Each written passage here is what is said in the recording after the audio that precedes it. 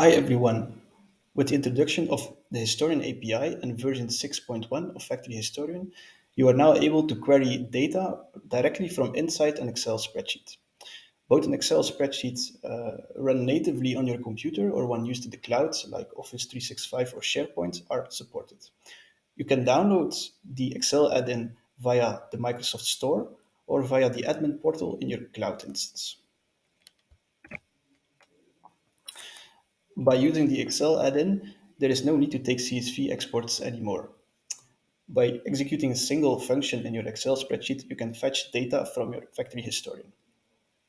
On the right side, in the configuration section, you first need to set up a data connection with your factory historian using the historian URL. If you click on the help section, you can see an overview of the available functions in the Excel spreadsheet. We have two types of functions. We have the single value and the multiple value functions. The single value functions return one value for a particular measurement, and the multiple value functions return multiple values over different measurements. Here is an example.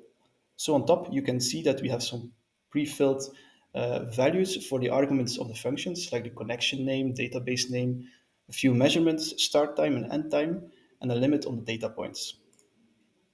The first function, getVal, returns the last value before the ending timestamp here for this particular measurement.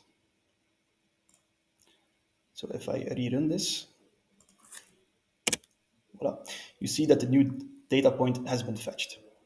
The getRawData function fetches multiple timestamps and values over different measurements, so these measurements indicated here, between the start and end time, and limits the data points by this number. So 3 data points.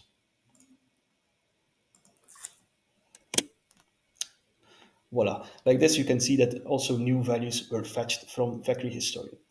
This is a quick introduction to the Excel add-in. Thanks for watching.